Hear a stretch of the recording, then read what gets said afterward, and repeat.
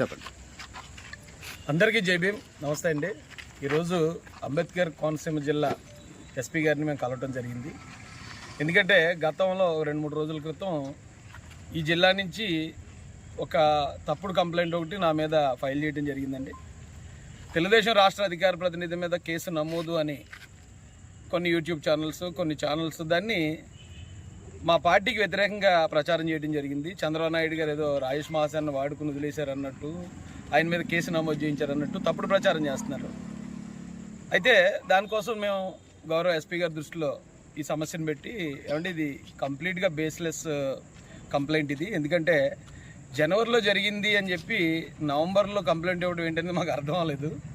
జనవరిలో జరిగినప్పుడు వారు వైసీపీ సానుభూతి పరులు అయినప్పుడు, వాళ్ళ గవర్నమెంట్ ఉన్నప్పుడు కేసు పెడతారు. కానీ మా గవర్నమెంట్ వచ్చిన తర్వాత ఇప్పుడు 9 నెలల తర్వాత ఇప్పుడు కంప్లైంట్ ఇవ్వడం అనేది అక్కడే తెలిసిపోతుందండి అది ఫేక్ కంప్లైంట్ అని వారి దృష్టికి తీసుకెళ్ళడం జరిగిందండి.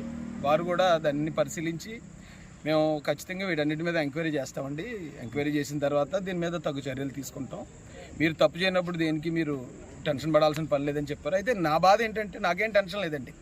నా మీద జగన్ గారు 30 కేసులు పెట్టారు, అప్పుడే టెన్షన్ పడినండి. ఇంకో కేసు నిండా ములుగునుడికి చలే ఉంటుంది. అయితే ఇప్పుడు నా మీద కేసు పెట్టి నా పార్టీని బదనాం చేయడానికి ట్రై చేస్తున్నారు, ఆ పార్టీ మీదకి బ్యాట్ తీసుకెళ్ళడానికి ట్రై చేస్తున్నారు అనేదే నా బాధ తప్ప, ఇలాంటి తప్పుడు కేసులు ఇంకో 100 కేసులైనా భరిస్తాను నేను. ఎందుకంటే కోర్టు మీద నాకు నమ్మకం ఉంది.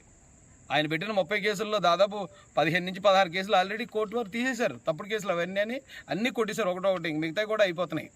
ఇలాంటి తప్పుడు కేసులు ఎన్ని వచ్చినా ఫేస్ చేస్తాను. కాకపోతే ఈ పరిస్థితులు అంటే గతంలో వైసీపీ గవర్నమెంట్ ఉన్నప్పుడు కేసులు అవమానాలు భరించి, ఇప్పుడు మా గవర్నమెంట్ ఉన్నప్పుడు కూడా మహిళలను అడ్డు పెట్టుకుని మా మీద ఇలా కేసులు పెట్టి ఇబ్బంది పెట్టడం అనేది కాస్త బాధ అనిపించింది.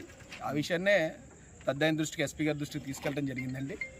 వారి మీద నమ్మకం ఉంది, కోర్టుల మీద నమ్మకం ఉంది. ఎందుకంటే తప్పుడు కేసుల్లో అరెస్ట్ చేయడానికి ఇది వైసీపీ గవర్నమెంట్ కాదు, ఇది తెలుగుదేశం కూటమి గవర్నమెంట్. కాబట్టి ఖచ్చితంగా ఎంక్వైరీ జరిగిన తర్వాతే ఏదైనా ఉంటుంది. కాబట్టి ఖచ్చితంగా దాని నుంచి నేను బయటకు వస్తాను. కానీ ఈ లోపల జరగాల్సిన బ్యాడ్ ఈ సోషల్ మీడియా ద్వారా కేసు నమోదు అయిపోయింది, అరెస్ట్ చేసేస్తున్నారు, రేపు అయిపోతుంది, ఎల్లుండి అయిపోతుంది అని చెప్పి ఈ తప్పుడు ప్రచారాలు, ఆ తప్పుడు ప్రచారాల వల్ల ఈ రోజున 11 సీట్లు పరిమితం అయ్యారు.